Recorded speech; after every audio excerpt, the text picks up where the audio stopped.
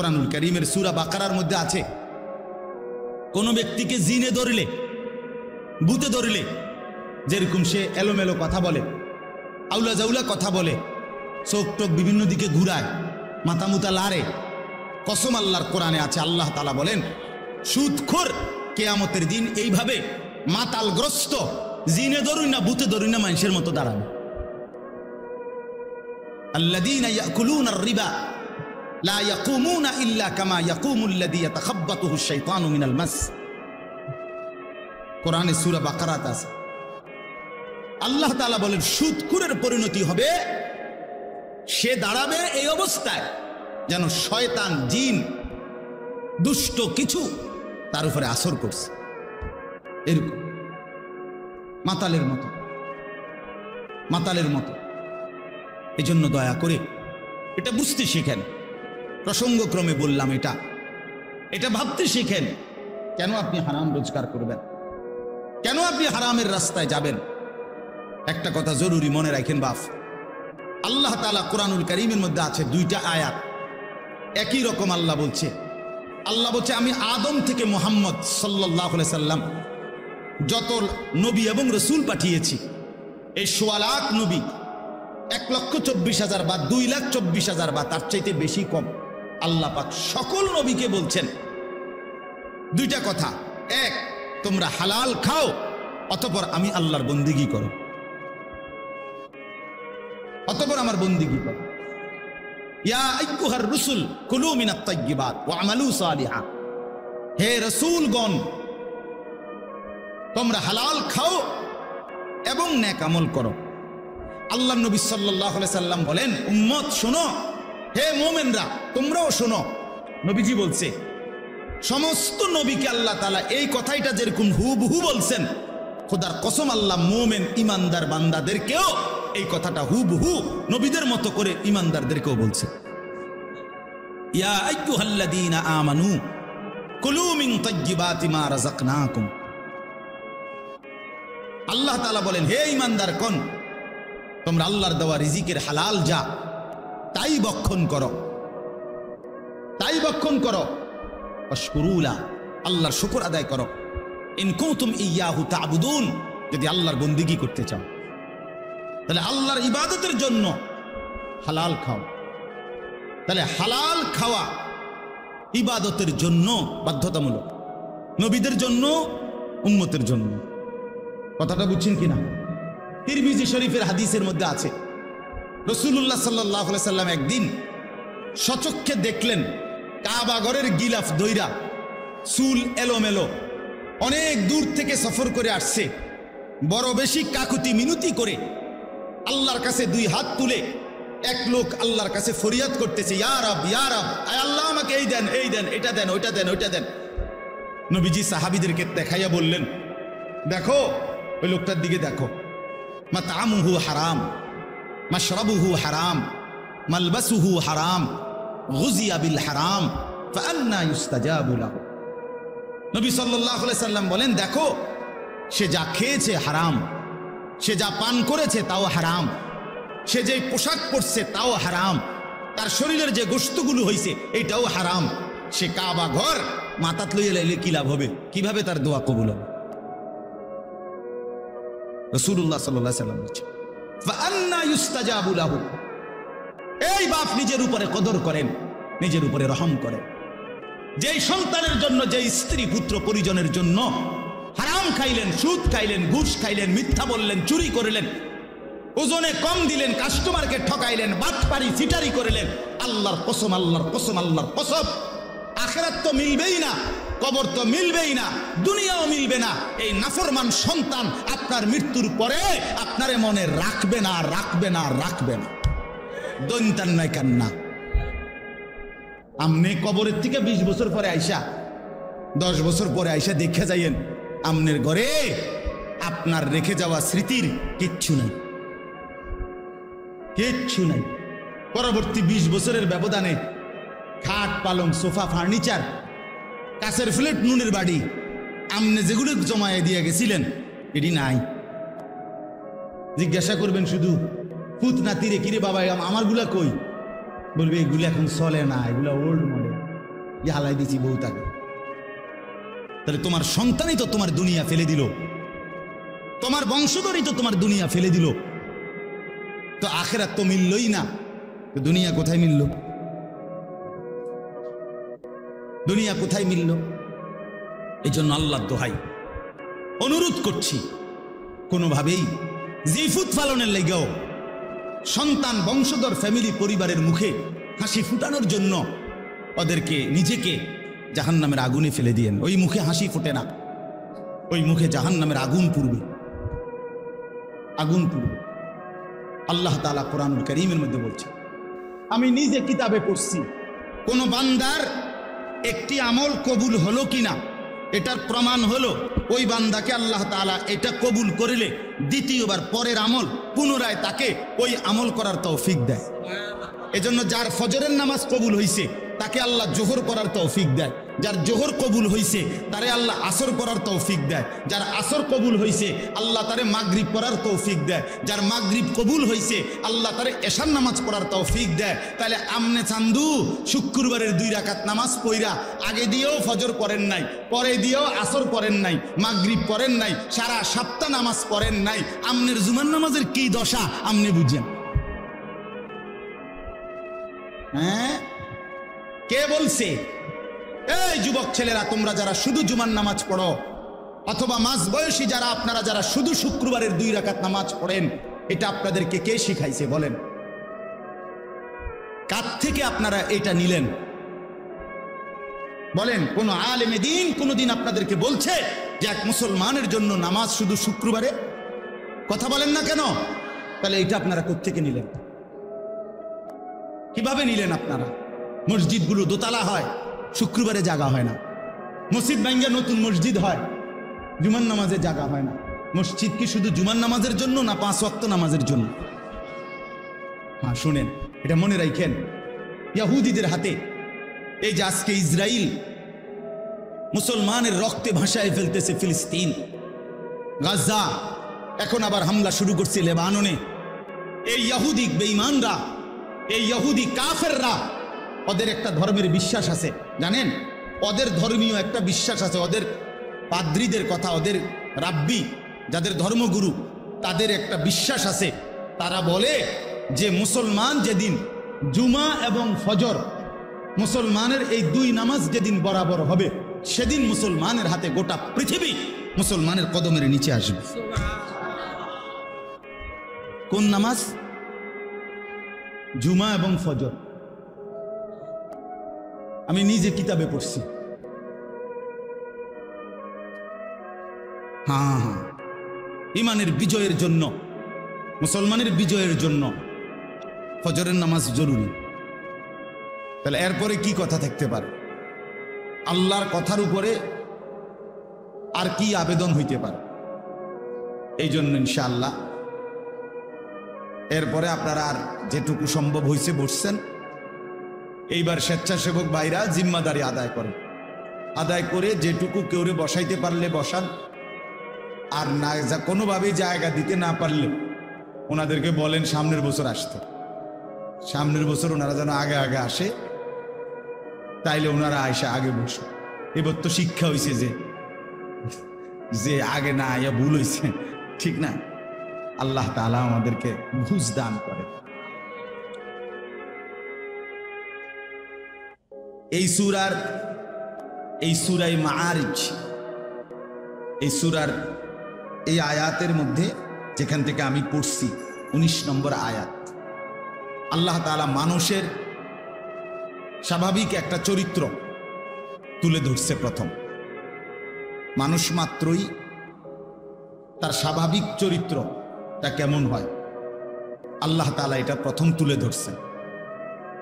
এরপরে সেই চরিত্র থেকে পবিত্র থাকবে কারা, মুক্ত থাকে কারা,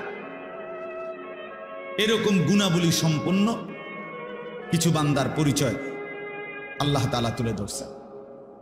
অর্থাৎ প্রথম আল্লাহ তাআলা বলছেন, ইন্নাল ইনসানা খুলিকা হালুয়া। এই যে কথা এখান থেকে শুরু করলেন, নিশ্চয়ই মানুষ তাকে বানানো হয়েছে স্বাভাবিকভাবে হালুয়া এই চরিত্র, এই শব্দটার অর্থ হলো তিনটা। এক নম্বর হলো ভীরু, দুই নম্বর হলো অধৈর্য, তিন নম্বর হলো লুভি। লুভি লুভি তো আল্লাহ তাআলা বলেন মানুষের স্বাভাবিক আচরণ হলো, মানুষকে স্বাভাবিকভাবে বানানো হয়েছে, মানুষের স্বাভাবিক চরিত্র হলো সে ভীরু, সে অধৈর্য, সে লুভি। কি ব্যাপারে ভীরু, কি ব্যাপারে অধৈর্য, কি ব্যাপারে লুভি? আল্লাহ তাআলা সেটার দুইটা উদাহরণ দিছে। ইদা মাসসাহুশ শাররু জাজুআ ওয়া ইদা মাসসাহুল খায়রু মানুআ। আল্লাহ তাআলা বলেন স্বাভাবিকভাবে মানুষ এমন হয় যে যখন তার উপরে কোনো মুসিবত আসে, অকল্যাণ অপছন্দনীয় কিছু আসে, তো অল্পতেই হতাশ হয়ে পড়ে, হতাশ হয়ে যায়। আবার যখন তার পক্ষে, তার পছন্দসই, তার পছন্দ মতো চাহিদা মতো কিছু মিলে, পেয়ে যায়, স্বাচ্ছন্দ্য তার সুবিধা মতো, তখন সে মানুআ, কৃপণ হয়ে যায়। অর্থাৎ তখন আর সে আল্লাহর পথে, আল্লাহর ইবাদতে, আল্লাহর জন্য তা ব্যয় করতে আর চায় না। না থাকলে বা পেরেশানিতে পড়লে, মুসিবতে পড়লে একদম হতাশ হয়ে যায়, আর থাকলে কৃপণতা, আর দিতে চায় না আল্লাহর জন্য, তখন আর খরচ করতে চায় না। তা আল্লাহ তাআলা বলেন এই হলো মানুষের স্বাভাবিক চরিত্র, স্বাভাবিক বৈশিষ্ট্য। অর্থাৎ প্রত্যেকটা মানুষ এমন হয় যে যখন আল্লাহ তাআলার উপরে তার প্রথম জিম্মাদারি, মূলত বিষয় হলো প্রতিটা মানুষের, প্রতিটা মুমিনের উচিত সর্বাবস্থায় সে আল্লাহ তাআলার উপরে ভরসা করা। ওয়া আলা রাব্বিহিম ইয়াতাওয়াক্কালুন। আল্লাহ তাআলা কোরআনুল কারীমের মধ্যে বলছেন মুমিনের সিফাত হলো মুমিন তার রবের উপরে ভরসা করবে। তাহলে আমি সুখে থাকি কিংবা দুঃখে থাকি, আমার অভাব হোক আর প্রাচুর্য হোক, আমার পছন্দ মতো মিলুক অথবা না মিলুক, কোনো অবস্থাতে আল্লাহর উপর থেকে নির্ভরতা, ভরসা না সরানো, এটা হলো আল্লাহ তাআলার চাওয়া। আল্লাহ তাআলার চাওয়া কোরআনুল কারীমের মধ্যে আছে। আল্লাহ তাআলা নবী সাল্লাল্লাহু আলাইহি ওয়াসাল্লামকে বলছেন, কুল লান ইউসিবানা ইল্লা মা কাতাবাল্লাহু লানা।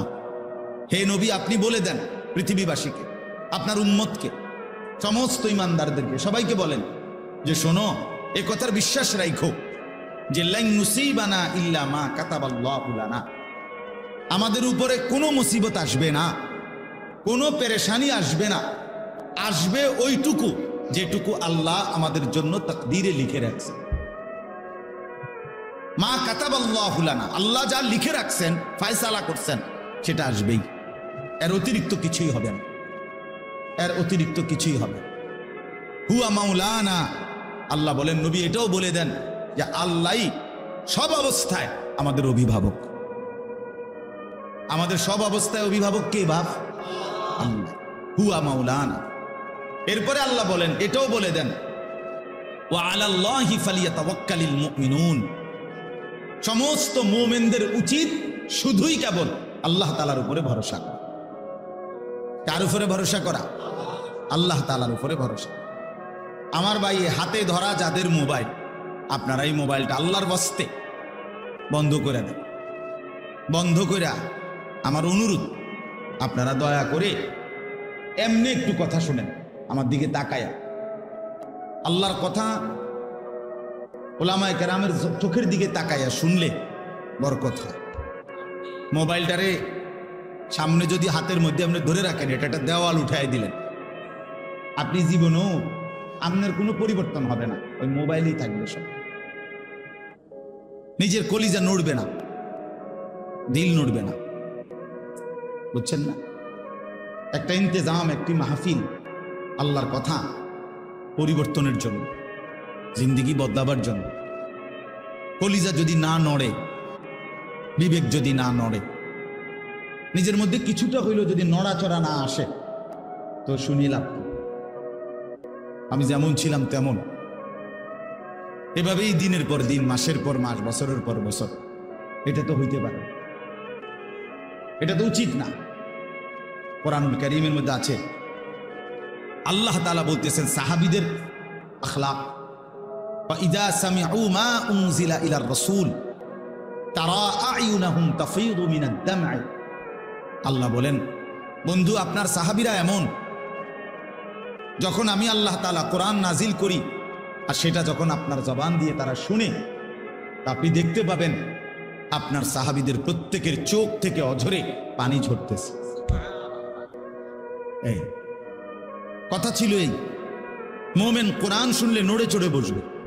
এই বেটা, আমার আল্লাহর কোরআন পড়া হচ্ছে, চুপ, কোনো কথা নেই, এমন হওয়ার কথা। ইমানদারি সারা দেহ নড়ে উঠবে। কোরআনুল কারীমের মধ্যে আছে, আল্লাহ তাআলা বলেন, আল্লাহু নাজ্জালা আহসানাল হাদিস কিতাবাম মুতাশাবিহাম মাসানি তাকশাইরু মিনহু জুলুদুল লাযীনা ইয়াখশাউনা রাব্বাহুম। আল্লাহ বলেন, আল্লাহই নাজিল করেছেন এমন একটি কিতাব যার প্রথম বৈশিষ্ট্য হলো এর সবগুলো কথা সবচেয়ে সুন্দর। দুই, কিতাবান, এটি পরিপূর্ণ একটি পূর্ণাঙ্গ কিতাব, অর্থাৎ যে বিষয় বলতে চাইছে কোরআন তা পূর্ণ মাত্রায় বলছে। মুতাশাবিহান, এই কিতাবের প্রত্যেক কথা একটি আরেকটির সাথে সাদৃশ্যপূর্ণ, এলোমেলো, আউলাজাউলা কোনো কথা নাই। মাসানি, এই কিতাবের বৈশিষ্ট্য এর প্রত্যেকটি কথা বারবার তেলাওয়াতকৃত। কোরআনের এক এক আয়াত কয়বার পড়া হয় কন্ত? আপনি একজন হাফেজ সাহেব দিলাম, একটা হেফজখানায় যে বাচ্চা হাফেজ হয়েছে, আল্লাহর কোরআন হেফজ করছে, সে আপনার এখনো না আপনি শুনছেন যে এই কোরআন শরীফ মুখস্থ করছে, কিন্তু এই কোরআনের এক এক পৃষ্ঠা, এক এক আয়াত, এক এক শব্দ তারে কত হাজারবার পড়তেছে। গত 4 বছর ধরে সে কতবার পড়ছে, 3টা বছর ধরে সে কত হাজারবার পড়ছে। সবক, 7 সবক, আমক, তা এমনি কত ভাবে হেফজখান। আপনি 2টা দিন কাছে বসে দেখলে বুঝতেন হেফজখানার হাফেজ সাহেবরা এক বাচ্চার পিছনে কি পরিমাণ মেহনত করে। মুসলমান কদরও করতে জানে না, জানেও না কেমনে হাফেজ। আমার ছেলে হাফেজ, বাঁধ বুড়ি করে ওটার মধ্যে হাফেজ মাতব বাবা, কিন্তু কি পরিমাণ মেহনত করে আল্লাহ তাআলা তাকে কোরআনের দৌলত দান করছে। তো এই জন্য বললাম, আল্লাহ তাআলা বলেন মাসানি, বারবার পাঠ করা হয়। তাকশাইরু মিনহু জুলুদুল লাযীনা ইয়াখশাউনা রাব্বাহুম, এই কথাটা বলার জন্য আমি পড়ছি। আল্লাহ তাআলা বলেন, এটা এমন কোরআন যার অন্তরের মধ্যে আল্লাহর ভয় আছে, সে যখনই এটা শুনবে তার শরীরের চামড়া, উপরে যে লোম, এই পশম, আল্লাহ তাআলার সমস্ত পশম দাঁড়িয়ে যাবে। এই ছিল কোরআনের বৈশিষ্ট্য। সুম্মা তালিনু জুলুদুহুম ওয়া কুলুবুহুম ইলা যিকরিল্লাহ, অতঃপর তার সমস্ত শরীর এবং তার দিল পুরাটা আল্লাহ তাআলার স্মরণে ঝুঁকে পড়বে। এই ছিল কোরআন। আফসোসের ব্যাপার, মুসলমান বাপ 20 বছর ধরে আল্লাহর কোরআন শোনে, 30 বছর ধরে মসজিদে নামাজ পড়ে, বেনামাজি তো আচ্ছা বাদে দিলাম,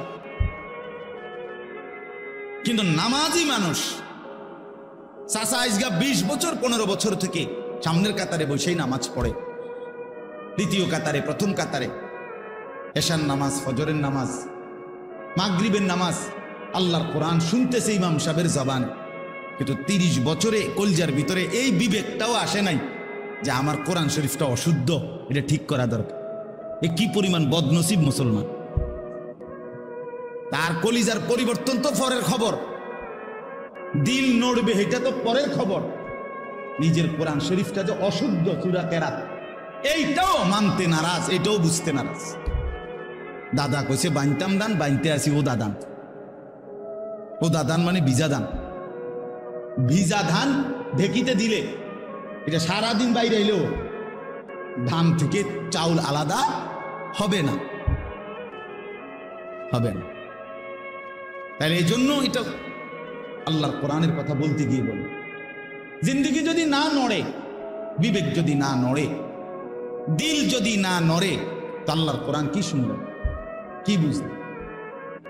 আপনার অনেক মুসলমান আছেন যাদের কোরআন শরীফ অশুদ্ধ, 90 বছর বয়স, 50 বছর বয়স, 60 বছর বয়স, 30 বছর বয়স, একটা সূরাও ঠিক করে পড়তে পারেন। এবং এটা যে অপরাধ, আমরা এটাই তার দিলে না।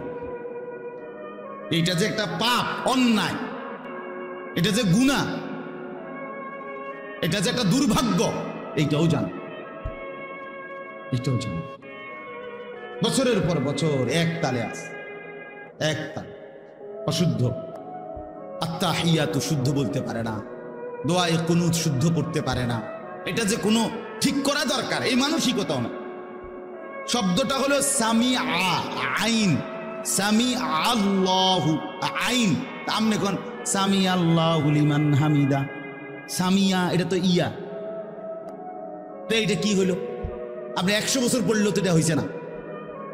শব্দটা তো হলো আইন, আপনি তো বললেন ইয়া। সামি আল্লাহু লিমান হামিদা, সামিয়া তো না। আপনি তো বললেন হামজা, সামিআ, শব্দ তো হামজা না, শব্দ তো ইয়া না, শব্দ কি? আইন। তো আমরা আইন এটা শিখতে হইব না?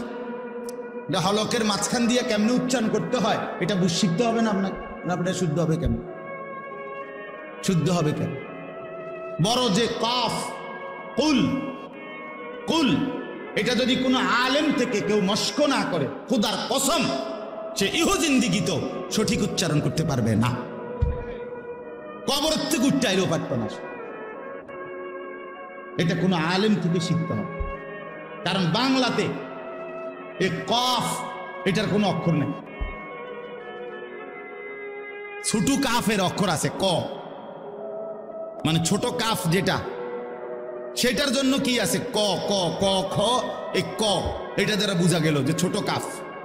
কিন্তু কফ, এটাই ঠিক আলেম থেকে শিখতে হবে, কারি সাহেব থেকে শিখতে হবে, নাইলে এটা শুদ্ধ হবে না।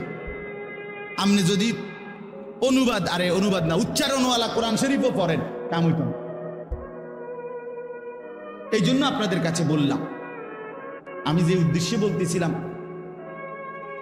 আমার দিলের মধ্যে যদি নড়াচড়া না হয়, বিবেক যদি না জাগে, দিলের মধ্যে যদি কোনো অনুভূতি না জাগে, তো আল্লাহর কথা শুনে লাভ, আল্লাহর কথা শুনে লাভ। এই জন্য এই কথাটা বলতে গিয়ে বলছি, অনেক সময় সারাক্ষণ আল্লাহর কোনোখানে কোনো বয়ান হইলে ব্যস্ত, শুধু মোবাইলটা নিয়ে, শুধু ব্যস্ত। কিছু মানুষের জিন্দিগি বদনসিব এমন যে 24টা ঘন্টা জিন্দিগিটারে মোবাইলটার সাথেই মিলাই দিছে। আজ আমাদের লাখ লাখ নওজোয়ান, সে তার জীবনের সমস্ত স্বপ্ন, আশা, আকাঙ্ক্ষা, ভালোবাসা, আবেগ, অনুভূতি, চিন্তা, চেতনা, সবকিছু, জীবনটা পুরা উৎসর্গ এই মোবাইলের কাছে। হায় হায় আফসোস। আপনি তার একটা হাত খুললে লাগবেন, হে মেনে নিবে, মোবাইলটার থেকে তার 1 ঘন্টা আলাদা রাখবেন, সেটা মানবেন। এই পরিমাণ নেশাগ্রস্ত, এই পরিমাণ। মদের আসক্তি এত মারাত্মক না, জুয়ার আসক্তি এত মারাত্মক, মোবাইলের আসক্তি যে পরিমাণ। হাজার হাজার যুবক, লাখ লাখ যুবক একটা সেজদা দেয় না, এই মোবাইলের আসক্তি। সারা দিন রাত তার একটাই, এখানে কোনো বয়স্ক লোকে দেখে না, আলেমে দেখতেছে না, আমার আত্মীয় স্বজন দেখতেছে না, আমার অভিভাবক জানতেছে, কারো কোনো ইজ্জত সম্মানের দিকে তার কোনো পরোয়া নাই। আমি আর আমার মোবাইল, খালাস। এবার আমার ইজ্জত থাকুক বা না থাকুক, বাপমার ইজ্জত থাকুক বা না থাকুক, আমার ধর্মের সম্মান থাকুক বা না থাকুক, আমার এটা দেখার বিষয় না। আমি আছি আর আমার মোবাইল আছে, খালাস, আমার জিন্দেগি। আমার ভাই, এভাবে জীবন বেশি দিন আগাবে না, এভাবে আগাবেন, এভাবে জেনারেশন টিকে না। এত ফালতু হইলে, এত গাফেল হইলে, এত অমনোযোগী হইলে, দুনিয়া আখেরাত সবকিছুর ব্যাপারে এত বেখেয়ালি হইলে পৃথিবী টিকবে না, দুনিয়াও টিকবে না, আখেরাতও টিকবে না। এই জন্য আমি অনুরোধ করতেছি, আজকের জন্য না। মোবাইলের এই আসক্তি কমানো উচিত ভাই, সবাই কমানো উচিত। প্রয়োজনকে প্রয়োজনের মধ্যেই সীমাবদ্ধ রাখা চাই। রাত দিন সব কিছু, কুকুর বিড়াল শুকর মানুষ গরু ছাগল হাঁস মুরগি যেটা দেখি এইটারই ছবি উঠাইতে হবে। এইটা একটা প্রতিবন্ধীমূলক আচরণ ছাড়া আর কিছু নয়। এটা একটা ফালতু কথা, ফালতু অভ্যাস, এটা একটা বদ আখলাক। এই জন্য দয়া করে প্রত্যেকেই ফিকির করে, ইনসাফের সাথে ভাবেন। যুবক ভাই আপনারাও ভাবেন, নওজওয়ান তোমরাও ভাবো ভাইয়া, এক মুসলমানের জিন্দেগি এত ফালতু যেন নষ্ট না হয়। আল্লাহ আমাদেরকে বুঝ দান করে। চলেন আমি আমার কথাটা বলতেছিলাম যে এক মুমিনের সিফাত, এক মুসলমানের সিফাত আল্লাহ তাআলা চান বান্দা হার হালাতে আমার উপরে ভরসা করো। সুখে থাকো আর দুঃখে থাকো, কার উপরে ভরসা করো? হযরত আব্দুল্লাহ ইবনে আব্বাস রাদিয়াল্লাহু তাআলা আনহুমা নবীজির একজন বিখ্যাত সাহাবী, আল্লাহ নবী সাল্লাল্লাহু আলাইহি সাল্লামের আপন চাচাতো ভাই। তিনি অনেক বড় মাপের সাহাবী ছিলেন। কোরআনুল কারীমের সবচেয়ে বড়, নবীজি সাল্লাল্লাহু আলাইহি সাল্লামের পরে সাহাবীদের মধ্যে সবচেয়ে বড় মুফাসসির ছিলেন এই সাহাবী, রাইসুল মুফাসসিরিন। তো উনাকে নবীজি একদিন উপদেশ দিছেন, নসিহত করছে। নসিহত করতে গিয়ে বলছে, ইয়া বুনাইয়া, হে প্রিয় বৎস। ওনার ছোট চাচাতো ভাই ছিলেন, যে শোনো, ইজা সাআলতা ফাসআলিল্লাহ, তুমি যদি কখনো কিছু চাও শুধুই আল্লাহর কাছে চাও। ওয়া ইজা ইসতাআনতা ফাসতাইন বিল্লাহ, তুমি যদি কিছু সাহায্য প্রার্থনা করো শুধু আল্লাহর কাছেই সাহায্য প্রার্থনা। এরপরে বললেন, ওয়া আলাম আন্নাল উম্মাতা লাউ ইজতামাআত আলা আন ইয়ানফাউকা বিশাইইন লাম ইয়ানফাউকা ইল্লা বিশাইইন কাদ কাতাবাহু আল্লাহু লাক। চিরন্তন একটা মূলনীতি নবী বলে দিছে যে শোনো, গোটা পৃথিবী যদি, সারা পৃথিবী একত্রিত হয়ে সিদ্ধান্ত নেয় তোমার একটা উপকার করবে, নবী বলেন কসম, তোমার কোনো উপকার কেউ করতে পারবে না।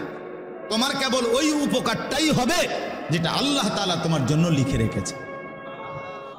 ওয়ালা বিজতামাউ আলা আন ইয়াদুররুকা বিশাইইন লাম ইয়াদুররুকা ইল্লা বিশাইইন কাদ কাতাবাহু আল্লাহু আলাইকা। এরপরে নবী বলেন শোনো, সারা পৃথিবী মিলে যদি সিদ্ধান্ত নেয় তোমার একটা মুসিবত করবে, ক্ষতি করবে, বিপদে ফেলবে, তোমার একটি মুসিবতে দিবে তোমাকে, কেউ তোমাকে কোনো মুসিবতে ফেলতে পারবে না। কেবল তোমার ওই মুসিবতটাই আসবে যেটা আল্লাহ তাআলা তোমার জন্য তাকদীরে লিখে রাখছে। তাহলে সুখের প্রতিবিন্দু আল্লাহর পক্ষ থেকেই আসে, দুঃখের প্রতিবিন্দু কার থেকে আসে? যিনি হাসান তিনি কাঁদান। মুখের হাসি যার দান, চোখের পানি তারই দান। ওয়া আন্নাহু হুয়া আযহাকা ওয়া আবকা, আল্লাহ বলেন তিনি হাসান তিনি কাঁদান। তাহলে আনন্দ বেদনা, সুখ দুঃখ, প্রাপ্তি অপ্রাপ্তি, প্রত্যাশা মতো হওয়া অথবা না হওয়া, সর্বাবস্থায় মূলত ফয়সালাটা কার? আল্লাহ। আল্লাহ আল্লাহ, মাখলুক থেকে কিছুই হয় না, সব হয় কার থেকে? আল্লাহ থেকে। আল্লাহ থেকে, আল্লাহ থেকে, আল্লাহই করেন সব, আল্লাহই করেন। তো এখন আল্লাহ তাআলা বলেন, স্বাভাবিক যেই মানুষের মধ্যে দ্বীন নাই, ঈমান নাই, আল্লাহর বন্দিগি নাই, আল্লাহ তাআলার সাথে সম্পর্ক নাই, তো সেই মানুষের স্বাভাবিক অভ্যাস হইল সে ভীরু, সে লোভী, সে অধৈর্য। তার মানে হইল সে আল্লাহ তাআলার ফয়সালা আসা পর্যন্ত অপেক্ষা করতে রাজি না, রাজি না। সে নিজের থেকেই সিদ্ধান্ত নিয়ে নিছে, এই 3 দিনের ভিতরে যদি আমার এটা না হয় আর হইতো না, আর হইতো না। অথবা এই 2 মাসের মধ্যে হয় নাই আর হবে না, অথবা 6 মাসের মধ্যে হয় নাই আর হবে না। অর্থাৎ যে কোনো বিষয়ে সে নিজের মধ্যে নিজেকেই নিজের উপরে বিচার করে, নিজের ফয়সালা, নিজের সিদ্ধান্ত, নিজের সবকিছু নিজের উপরেই রাখে, নিজের উপরে রাখে। এই হলো মানুষের স্বাভাবিক তবিয়ত, আমাদের স্বাভাবিক তবিয়ত। মনে করেন একজন হুজুরের কাছে বলছে, হুজুর আপনার কথা ধইরা টানা 2 মাস দোয়া করছি, শেষে বুঝছি হইতো না, এই লাইনে এইভাবে হইতো না। তখন কিভাবে হইব? এখন আপনি কিভাবে হবে? আজকে 12 বছর আপনার ছেলে হয় নাই, মনে করেন সন্তান নাই। আচ্ছা, তো 12 বছর পরে এখন আপনি রাগ করলেন, রাগ করে এরপরে কাকে ডাকবেন? কথা বলেন না। এরপরে আর কেউ আসেনি, তা তাইলে আমার প্রত্যাশা মতো যদি হয় তবুও আমার আল্লাহ, আমার প্রত্যাশা মতো যদি নাও হয় তবুও কি? এই কথা তো বোঝা উচিত। আমরা তো এটা বুঝতে চাই না, আমরা তো এটা বুঝতে চাই না। সবচেয়ে বেশি বুঝতে চাই না রিজিকের বেলায়, সবচেয়ে বেশি অধৈর্য আমরা সম্পদের বেলায়, উপার্জনের বেলায়, রোজগারের বেলায়।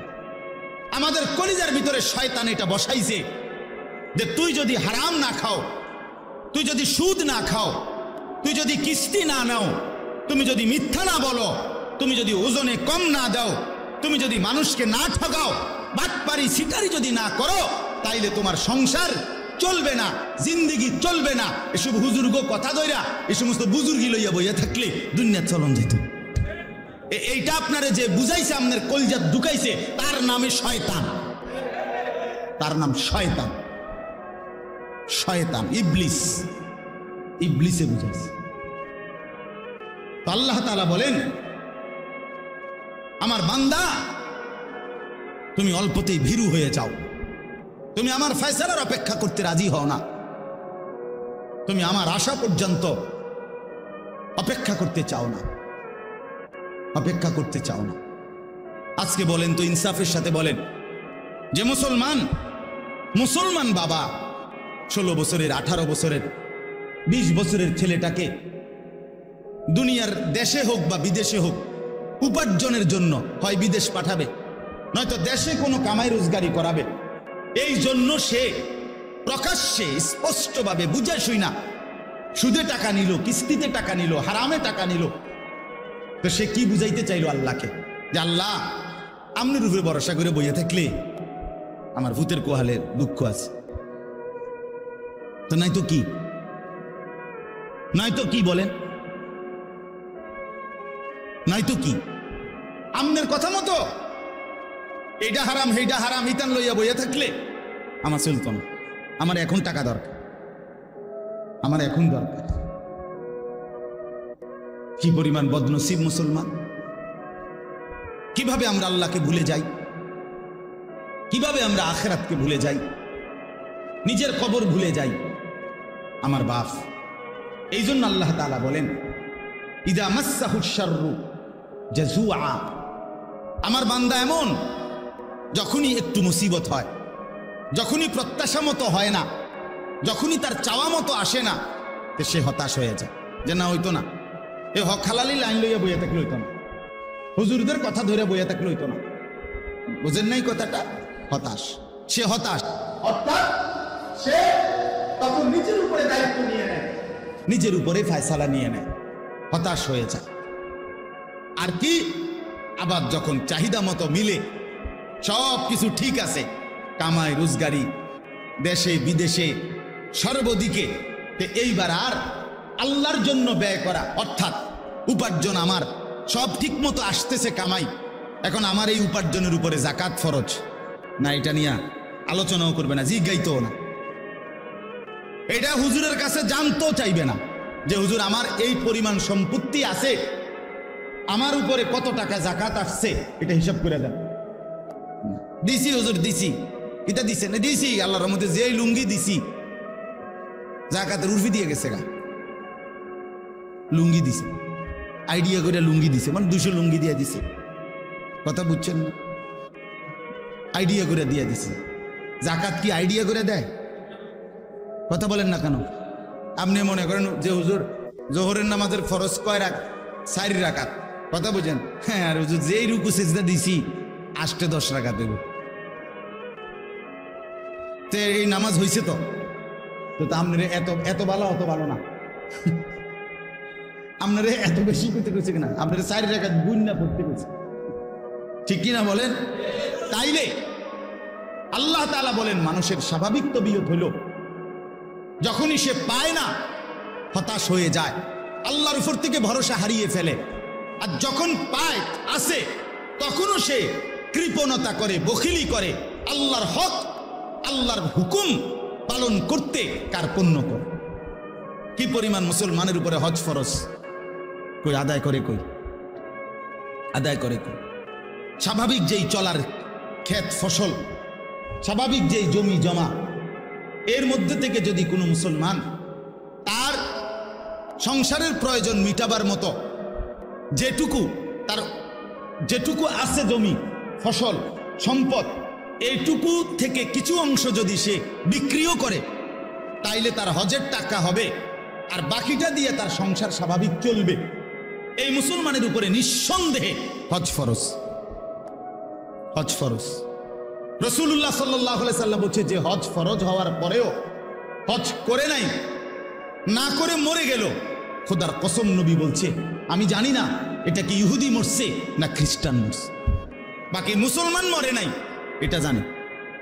নবীজি এ কথাও বলে নাই যে আমি জানি না এটা কি মুসলমান মরলো না বেঈমান মরলো, না এ কথা বলে নাই, বলছে আমি জানি না এটা কি ইহুদি মরছে না খ্রিস্টান মরছে।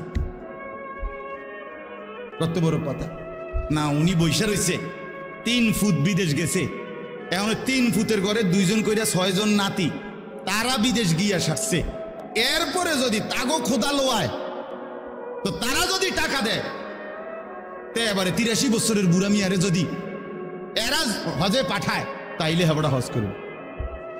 আমি হুজুর করতে আনবো, আমার কি আর হেইটিয়া পয়সা আসেনি, আলাপ করে গপ, বুঝলেন না, গপ মারে, সাদওয়ানের গপ, বাহ লম্বা লম্বা গপ মারে, কথা বুঝছেন?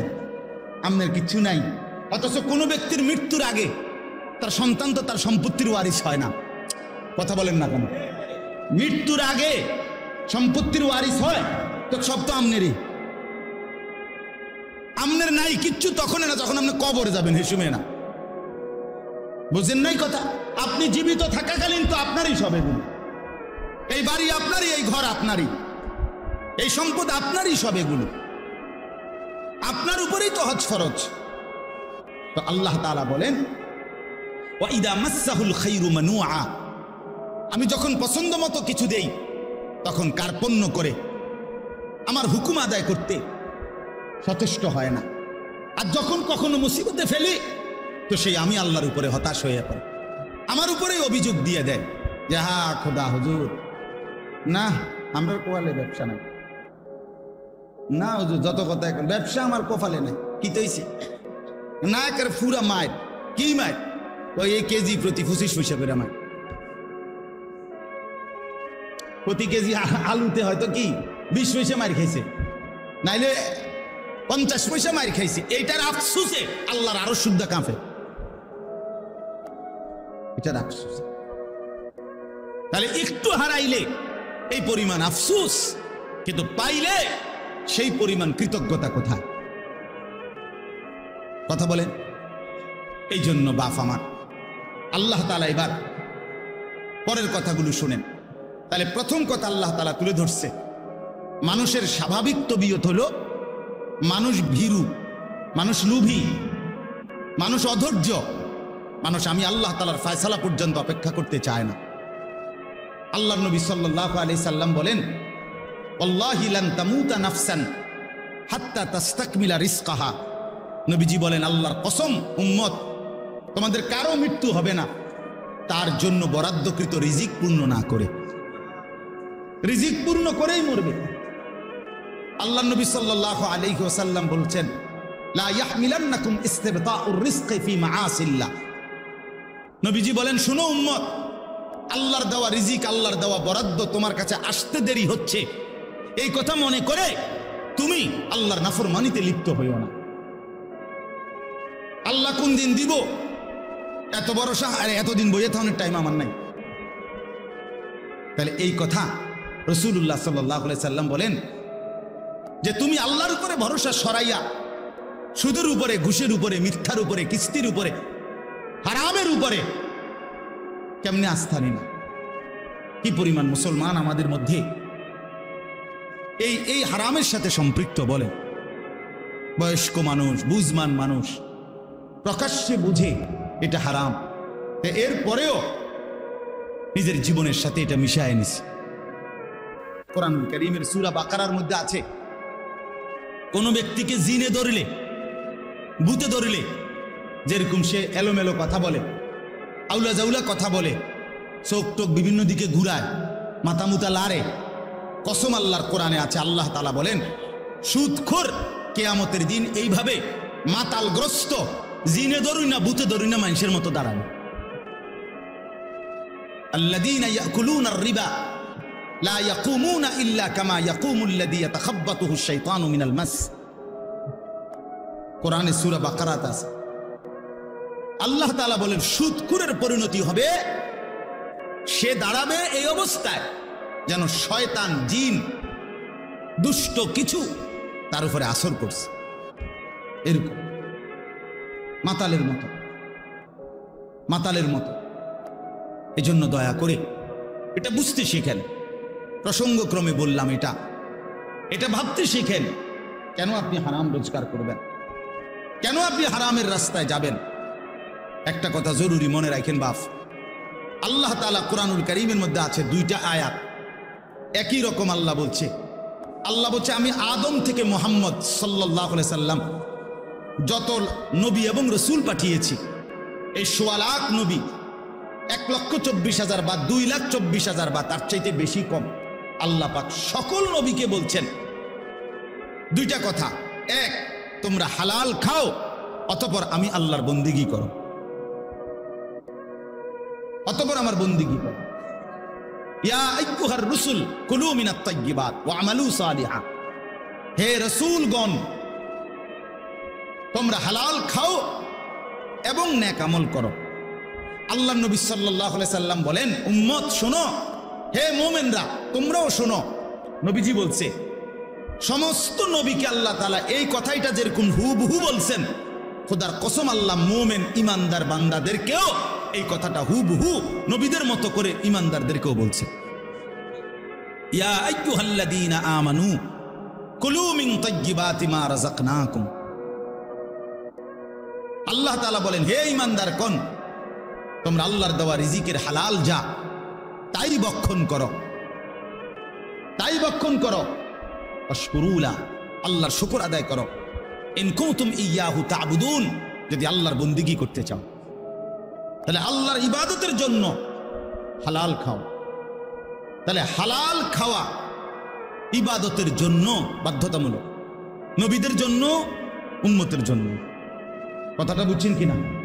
তিরমিজি শরীফের হাদিসের মধ্যে আছে, রাসূলুল্লাহ সাল্লাল্লাহু আলাইহি সাল্লাম একদিন সচক্ষে দেখলেন কাবা ঘরের গিলাফ দইরা, চুল এলোমেলো, অনেক দূর থেকে সফর করে আসছে, বড় বেশি কাকুতি মিনতি করে আল্লাহর কাছে দুই হাত তুলে এক লোক আল্লাহর কাছে ফরিয়াদ করতেছে, ইয়া রব, ইয়া রব, আয় আল্লাহ আমাকে এই দেন, এই দেন, এটা দেন, ওইটা দেন, ওইটা দেন।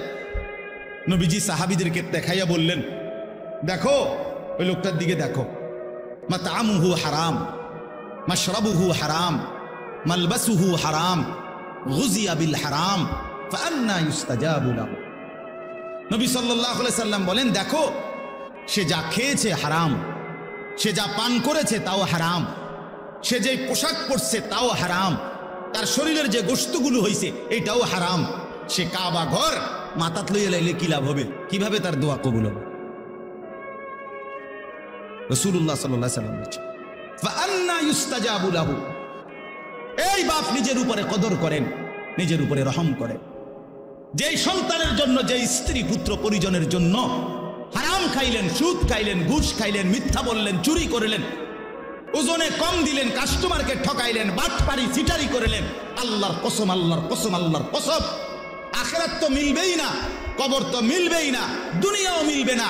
এই নাফরমান সন্তান আপনার মৃত্যুর পরে আপনারে মনে রাখবে না, রাখবে না, রাখবে না। দৈন্তান নাই কান্না। আমনে কবরের থেকে 20 বছর পরে আইসা, 10 বছর পরে আইসা দেখে যাইয়েন আমনের ঘরে আপনার রেখে যাওয়া স্মৃতির কিচ্ছু নাই, কিচ্ছু নাই।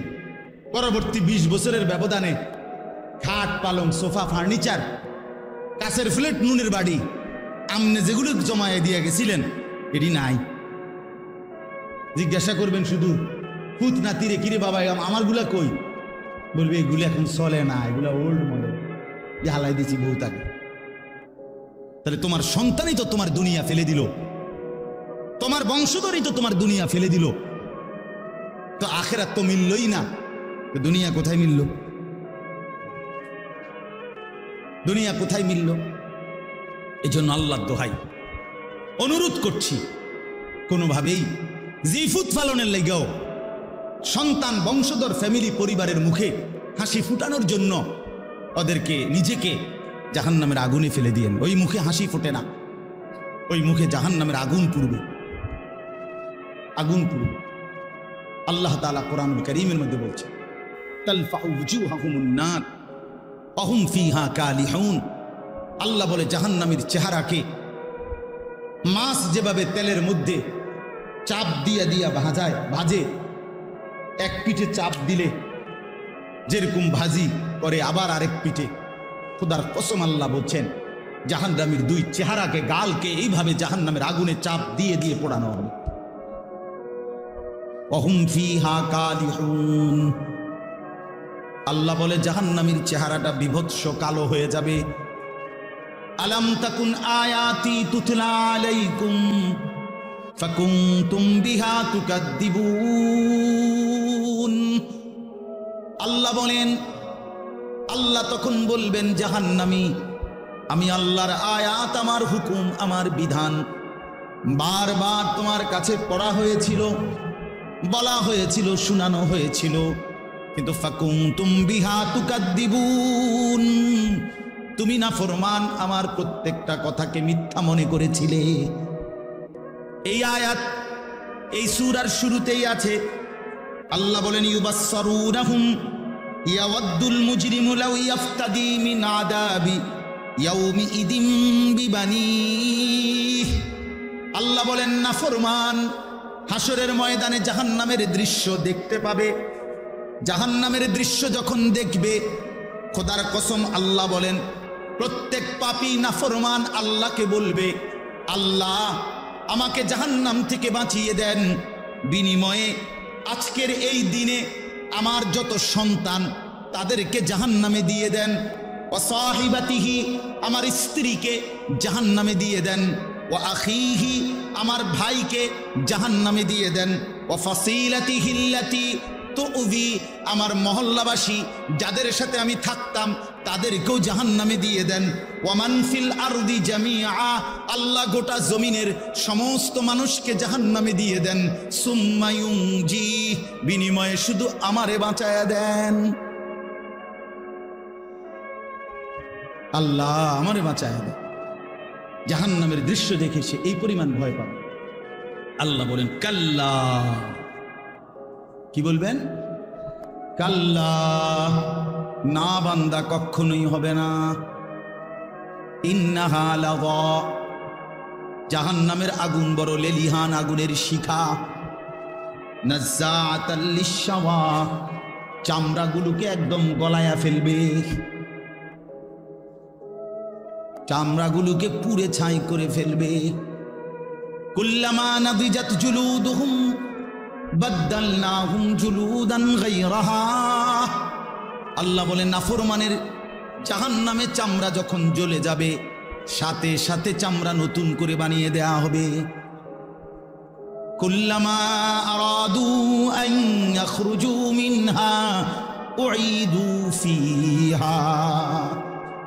আল্লাহ বলে জাহান্নামী যখন আগুনের মধ্যে সাঁতার কাইটা পারে আসতে চাইবে, ফেরেশতা তখন লাথি দিয়া আবার আগুনের মধ্যেই ফেরত দিয়ে দেবে।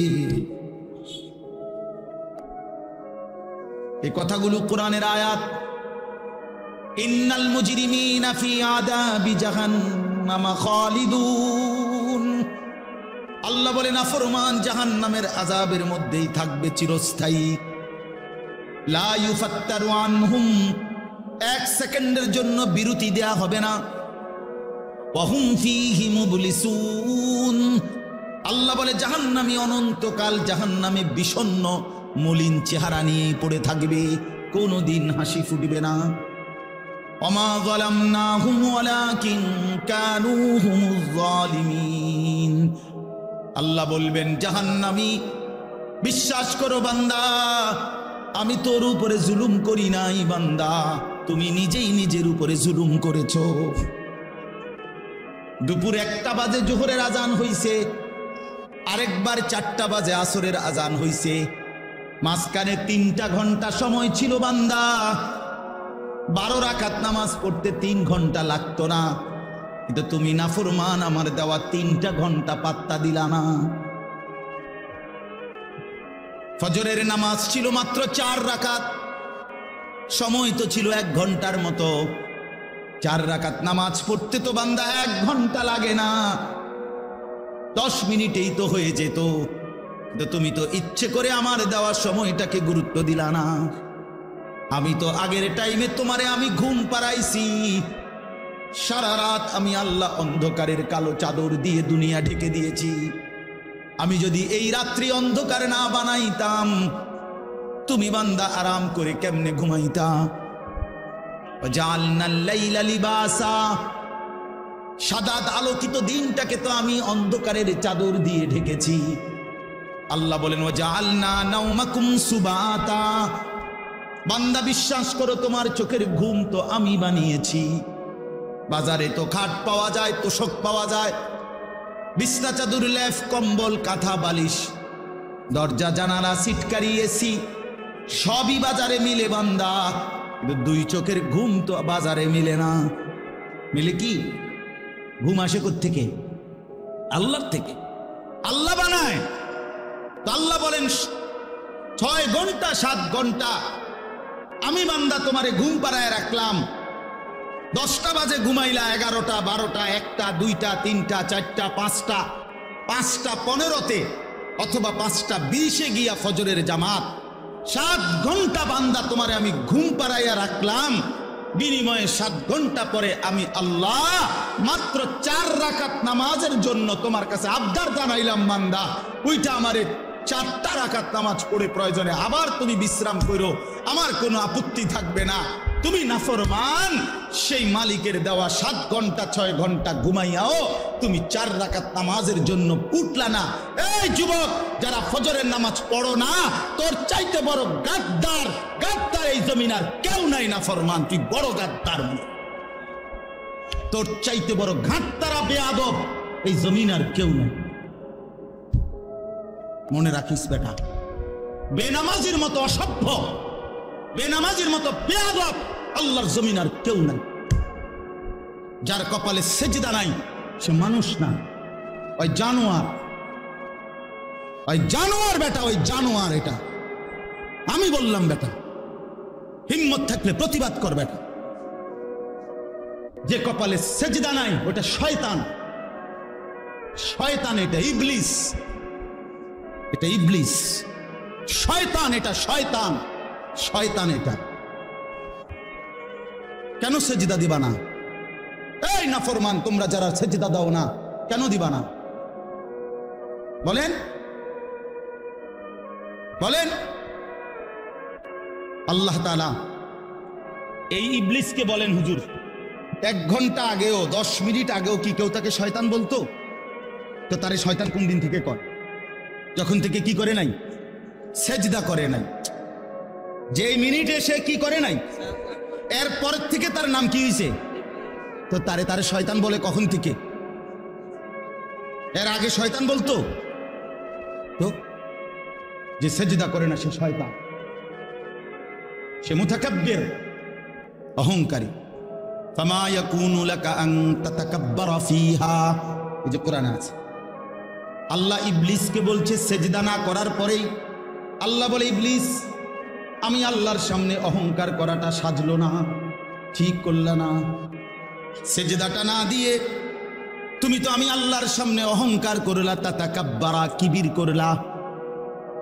আল্লাহ বলেন আলাইসা ফি জাহান্নামা মাথওয়াল লিল মুতাকাব্বিরিন। আল্লাহ বলেন নাফরমান, অহংকারী, মনে রাখো জাহান্নামই কেবল তোমার ঠিকানা।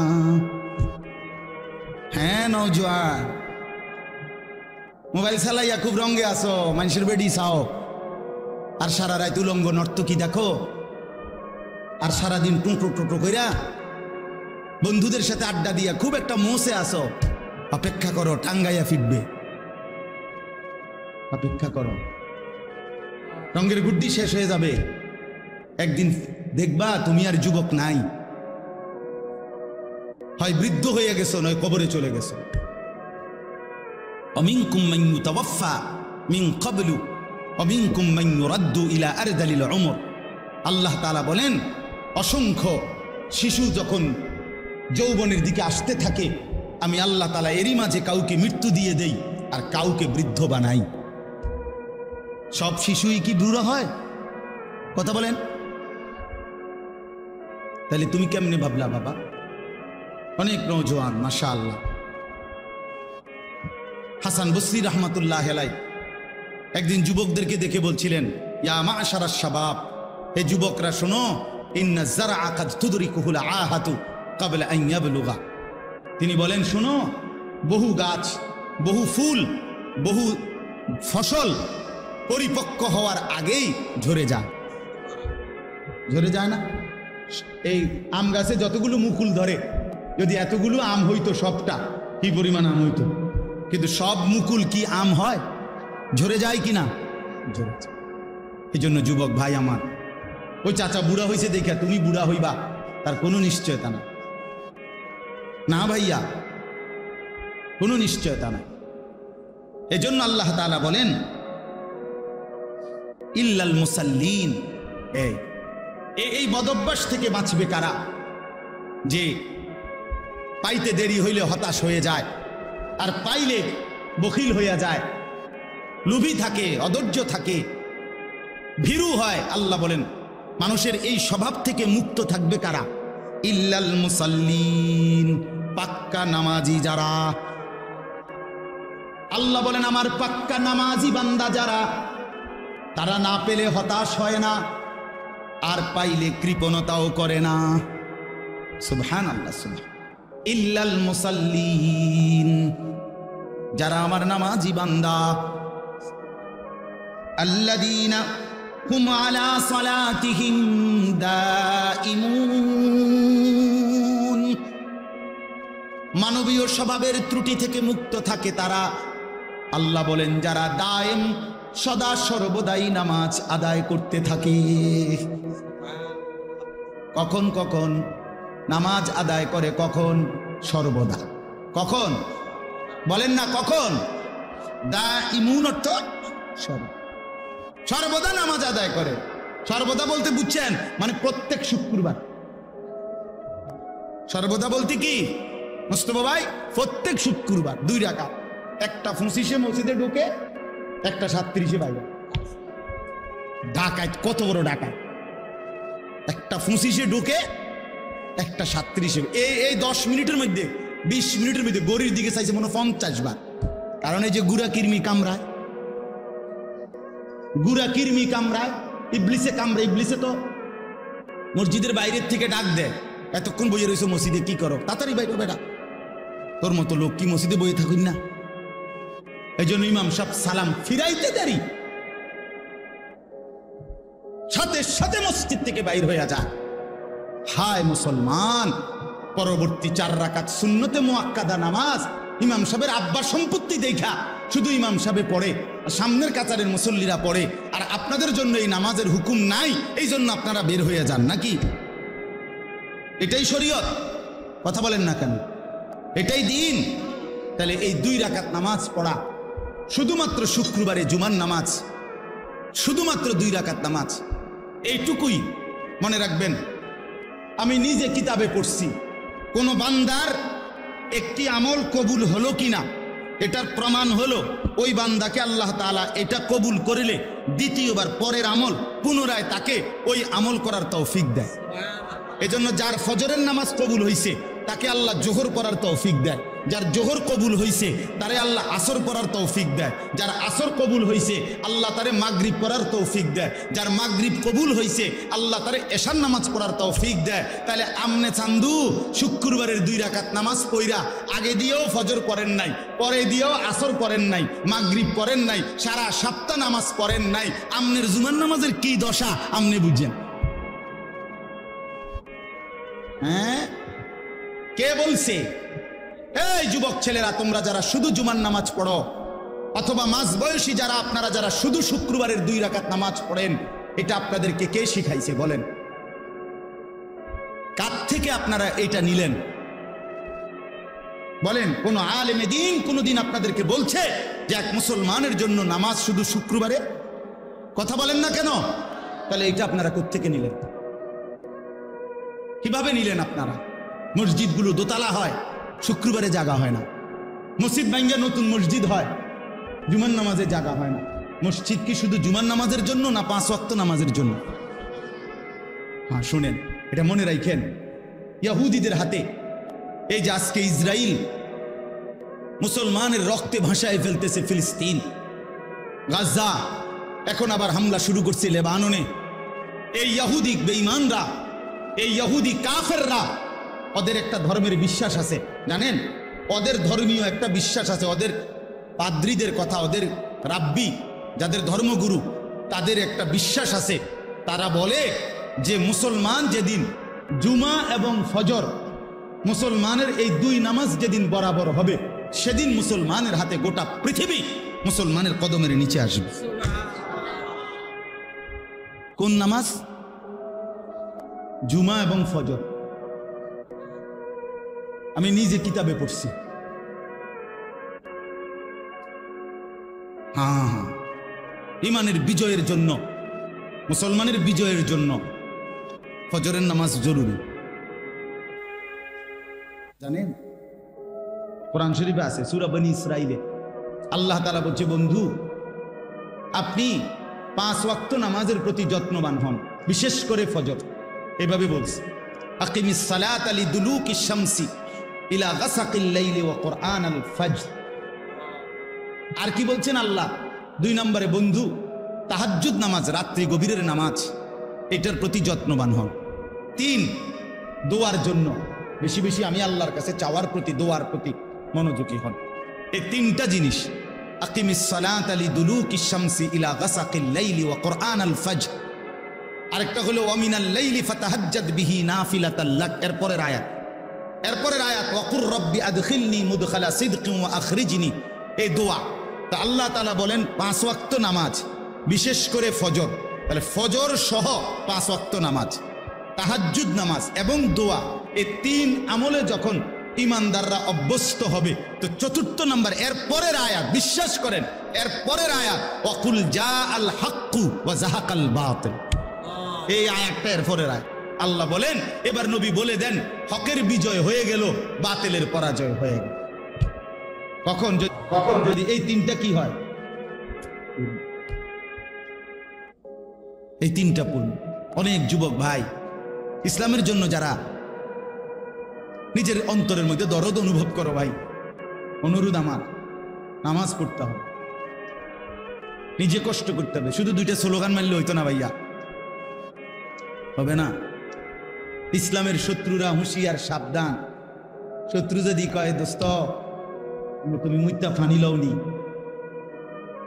তুমি আজকে সারাদিনে 5 ওয়াক্ত নামাজ পড়ছো নি, তুমি বলবা না, আমি পেশাব করে পানি নেই না, ঢিলা কুলুক ব্যবহার করি না, টয়লেট পেপার ব্যবহার করি না, 5 ওয়াক্ত নামাজ পড়ো নাই, তোমার এই স্লোগানে দুশ্মন কি হয় না? ভয় পায় না, ভয় পাবে। এই জন্য ভাই আমার, দয়া করে আল্লাহ তাআলা বলেন, আমার সেই বান্দাগুলো আমার আলাদা, যারা নামাজি, যারা কি বলেন না, যারা কি নামাজ, আল্লাযীনা হুম আলা সালাতিহিম দাঈমুন, যারা সর্বদা নামাজ আদায় করে।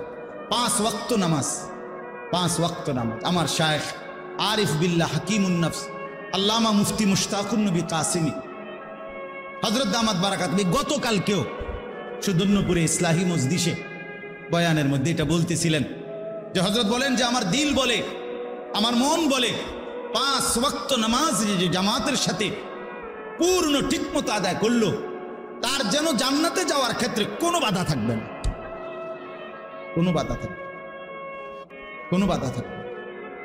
এজন্য দয়া করে 5 ওয়াক্ত নামাজে অভ্যস্ত হন। যুবক ভাই, নামাজ পড়েন।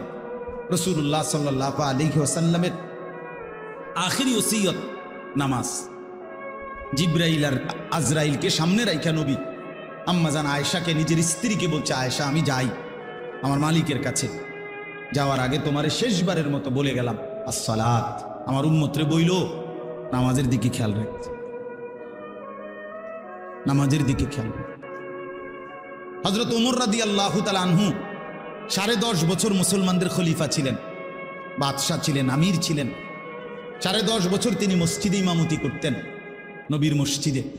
এই 10.5 বছর পরে একদিন ফজরের নামাজের ইমামতি অবস্থায় প্রথম রাকাতে এক অগ্নিপূজক ছদ্মবেশে চাদর মুড়ি দিয়ে আইসা সামনের কাতারে হযরত ওমর ইমামের জায়গায় এই প্রথম রাকাতে ওই বেঈমান আবু লুকলু মাজুসি কোমর থেকে ধারালো ছুরি বাইর কইরা হযরত ওমর রাদিয়াল্লাহু তাআলা আনহুর কোমরের মধ্যে নামাজরত অবস্থায় ছুরি দিয়া 7-8টা গায়ে দিছে। রক্তে নারী ভুরি সহ ওমর রাদিয়াল্লাহু তাআলা আনহু যখন চাপ দিয়া দইরা, এরপরে প্রথম কাতার থেকে হযরত আব্দুর রহমান ইবনে আউফ, একজন সাহাবী, বিখ্যাত সাহাবী, আশারায়ে মুবাশশারার একজন, এই উনারই ইমামের জায়গা আইনা হযরত ওমর রাদিয়াল্লাহু তাআলা আনহু একসাথে সরে গিয়ে রক্তে ভাসতেছে। এই অবস্থায় একটা কথাই শুধু বলছে, আব্দুর রহমান আগে নামাজ শেষ করো, তারপরে আমারে ধৈর্য। কাটা মুরগির মতো ওমর পাশে তরফাইছে, সাহাবায়ে কেরাম আগে নামাজ আদায় করছে। প্রিয় বন্ধু, ইসলামের জন্য যদি কিছু মনে পড়ে, আখিরাত মনে পড়ে, সেজদা দিতে হবে। আমি শক্ত কথা বলছি আর কি, সেজদাবিহীন আসলেই মানুষ হয় না। আল্লাহ কোরআনে বলছে, মনের ইচ্ছা মতো যে চলে সে ইনহুম ইল্লা কাল আনআম। আল্লাহ বলেন সে মানুষ নয়, সে চতুষ্পদ জন্তু, চতুষ্পদ জন্তু। এজন্য ভাইয়া নামাজ পড়া দরকার, নামাজ পড়া দরকার। অনেক যুবক ভাই সামনে আছে, দাঁড়িয়ে আছো, সবার কাছে অনুরোধ, নিজের উপরে কদর করো ভাই, নিজের উপরে দয়া করো। এই মোবাইল শেষ পর্যন্ত ভালো কিছু দিবে না, এই বন্ধুদের আড্ডা শেষ পর্যন্ত ভালো কিছু দিবে না, ভালো কিছু দিবে না। শেষ পর্যন্ত আমরা একাই, কবরে তো একাই, দুনিয়া তো একাই, আমরা বাস্তবতা হলে একা। আচ্ছা, আমার যে মনে করেন আমিও সবসময় ভাবি আমি একাই। আমার যদি পেটে ব্যথা করে, আর কারো পেটে ব্যথা করে না, আমি একাই। আমার যেদিন পাও ভাঙছে সেদিন আমার বন্ধুদের পাও ভাঙে নাই, আমারই পাও ভাঙছে। আমার যেদিন জ্বর উঠছে গত সপ্তাহে, আমার সাথে তো আমার বন্ধুদের জ্বর ওঠে নাই, আমি একাই। আমি হাসলে আমি কাঁদলে আমরা প্রত্যেকে একাই মূলত। কাজেই নিজেকে ভুলে যাওয়া, নিজের আখিরাত ভুলে যাওয়া, নিজের মরণ ভুলে যাওয়া, এটা জীবনের ব্যর্থতা, পরাজয়, এটা লাঞ্ছনা। আল্লাহ আমাদেরকে বুঝ দান করে, আল্লাহ আমাদেরকে বুঝ দান করে। আল্লাহ তাআলা বলেন, ওয়াল্লাযীনা ফী আমওয়ালিহিম হাক্কুম মা'লুম। আমার প্রিয় বান্দা তারা, আমার প্রিয় বান্দা তারা যারা এই কথা জানে যে তাদের সম্পদের মধ্যে নির্ধারিত হক আছে, লিসসাইলি ওয়াল মাহরুম, অভাবী, দুস্থ, বঞ্চিত, অসহায়ের জন্য তাদের সম্পদের মধ্যে হক আছে। অর্থাৎ আমাকে এটা মনে রাখতে হবে, আমার যে 10টা টাকা আয়, 100টা টাকা আয়, 50টা টাকা আয়, এর মধ্যে পুরাটা টাকা আমার না। আমার এই টাকার মধ্যে একটা অংশ গরিবের আছে, এতিমের আছে, বঞ্চিতের আছে, মাহরুমের আছে। আল্লাহর রাস্তায় খরচ করা এটা আমার সম্পদের নিয়মিত ডেইলি দায়িত্ব। বুঝছেননি আমার কথা? একটা গুরুত্বপূর্ণ কথা বুঝেন, কোরআনুল কারীমের মধ্যে আপনারাও শুনছেন, যত জায়গায় নামাজের কথা আছে তত জায়গায় আল্লাহর রাস্তায় খরচের কথা আছে। এটা শুনছেন না এই কথা? এটা যাকাতের কথা আছে, ইনফাকের কথা আছে, এইখানেও তো এই মাত্র বলল আল্লাযীনা হুম আলা সালাতিহিম দাঈমুন, প্রিয় বান্দা তারা যারা নিয়মিত নামাজ পড়ে। আবার বললেন প্রিয় বান্দা তারা যারা নিজের সম্পদে গরিব দুঃখী অসহায় এতিম ফকির মিসকিনের হক আছে এ কথা মনে করে। তাহলে বোঝা গেল আমার সম্পদ পুরাটা যাই আমার উপার্জন পুরাটা আমার না। পুরাটা কার না? কথা বলেন না। আমার না, পুরাটা আমার না। এটাই আমার শেষ কথা আজকে। পুরাটা আমার না, এটা মনে রাখতে হবে। কোরআনুল কারীমে আমাদের একজন পাকিস্তানের বুজুর্গ ছিলেন হযরত মাওলানা মুফতি রশিদ আহমদ লুধিয়ানভি রাহমাতুল্লাহি আলাইহি। ওনার একটা কিতাবে আমি পড়ছি, উনি খুব সুন্দর একটা কথা বলছেন, কয় যে সূক্ষ্মভাবে আমাদেরকে শয়তান একটা কথা ভুলাইয়া দিছে। উনি বলছেন একদিন বয়ানে কি, কয় যে পুরা কোরআনুল কারীমের মধ্যে যেখানেই নামাজের কথা সেখানেই আল্লাহর রাস্তায় খরচ করার কথা আছে। তার পরপর এই যে প্রথমেই আছে আল্লাযীনা ইউমিনুনা বিল গায়ব ওয়া ইউকিমুনাস সালাতা ওয়া মিম্মা রাযাকনাহুম ইউনফিকুন। এই অর্থ হইল যারা গায়েবের প্রতি ঈমান আনে, নামাজ কায়েম করে এবং আমার দেওয়া সম্পদ থেকে খরচ করে। কোরআন শরীফে আছে যে রাত্রিবেলা তাহাজ্জুদ নামাজ, আল্লাহ পাক ওই তাহাজ্জুদ রাত গভীরের নামাজের ফজিলত বলছে, তাতাজাফা জুনুবুহুম আনিল মাদাজি'i ইয়াদউনা রাব্বাহুম খাউফান ওয়া তামাআন ওয়া মিম্মা রাযাকনাহুম ইউনফিকুন। আল্লাহ বলেন আমার কিছু বান্দা আছে রাত গভীরে যারা বিছানার থেকে আলাদা হয়ে আশা এবং ভয় নিয়ে আমি আল্লাহর কাছে প্রার্থনা করে, ইবাদত করে, বন্দিগি করে, মানে তাহাজ্জুদ করে এবং আমার দেওয়া সম্পদ থেকে আমার রাস্তায় ব্যয় করে। মানে রাতের গভীরেও নামাজের কথা বলতে গিয়ে আল্লাহ তাআলা এটার সাথে কি মিলাইছে? আল্লাহর রাস্তা খরচের কথাটা মিলাইছে। কোন জায়গায় এটা বাদ দেয় না। তার মানে কি বুঝাইতে চাইছে? বুঝাইতে চাইছে আল্লাহ একজন মুসলমান, একজন মুমিনের সিফাত বৈশিষ্ট্য হইল প্রতিদিন নামাজ পড়বে, প্রতিদিন আল্লাহর রাস্তায় খরচ করবে। কথাটা আমার বুঝছেননি? এইটা মুমিনের সিফাত, এটা জান্নাতি বান্দার বৈশিষ্ট্য, এটা প্রিয় বান্দার বৈশিষ্ট্য। নামাজ পড়বে কোন দিন কোন দিন? কথা বলে না তো। আল্লাহর রাস্তায় দান করবে কোন দিন কোন দিন? পরিমাণে কম হোক, সামান্য হোক, কিন্তু প্রতিদিন আমার সাধ্য মতো একটু হোক। নবীজি বলছে খেজুরের দানা হোক, ওয়ালাউ বিশিক্কি তামারা, খেজুরের আটি, খেজুরের দানার পরিমাণে হোক, একটা চকলেট পরিমাণে হোক, একটা বুটের দানা পরিমাণে হোক। রাসূলুল্লাহ সাল্লাল্লাহু আলাইহি ওয়াসাল্লাম বলছে ইত্তাকুন নার, জাহান্নাম থেকে বাঁচো, প্রয়োজনে খেজুরের দানা দিয়ে হলেও। এজন্য বললাম এটা সিফাত বানানো চাই। আপনাদের কাছে অনুরোধ রইল, আমি আপনি প্রত্যেকেই এই গুণ, এই বৈশিষ্ট্য আমাদের মধ্যে থাকা চাই। আল্লাহ তাআলা এটা আমাদের কাছে চান যে বান্দা নামাজ পড়বে প্রতিদিন, আল্লাহর রাস্তায় খরচও করবে কোন দিন? প্রতিদিন। তো হুজুরের কথা বলতেছিলাম, পাকিস্তানের হযরত বলেন আমাদের সমাজে কেমনে জানি চালু করে দিছে যে এখন যাকাত আল্লাহর রাস্তায় খরচ, এই কথাটা নামাজের সাথে ছিল, এটারে সরাইয়া এটার মধ্যে রোজা এটারে নিয়ে আসছে। কয় যে লোকটা নামাজ রোজায় ভালো। কথা বুঝছেন সূক্ষ্মভাবে যে লোকটা নামাজ রোজায় কেমন? তাহলে নামাজের সাথে রোজাকে মিলাইলেন। হযরত বলেন যে না, কোরআনে তো সব জায়গায় নামাজের সাথে কি কি মিলাইছে? যাকাত, ইনফাক। ইনফাক একটু ব্যাপক অর্থ। তাইলে আজকে এই কথাটাই আপনাদেরকে বললাম। আল্লাহ তাআলা বলেন স্বাভাবিকভাবে বান্দা লুবি হয়, দুনিয়া প্রীতি থাকে, কিন্তু প্রকৃত বান্দা যারা আমার, তারা নামাজি হয়, তারা আমার রাস্তায় খরচ করে। ওয়াল্লাযীনা ইউসাদ্দিকুনা বিয়াউমিদ্দিন, এবং যারা আখিরাতকে দৃঢ়ভাবে বিশ্বাস করে। ওয়াল্লাযীনা হুম মিন আযাবি রাব্বিহিম মুশফিকুন, আল্লাহর আযাবের ভয়ে কাঁপতে থাকে।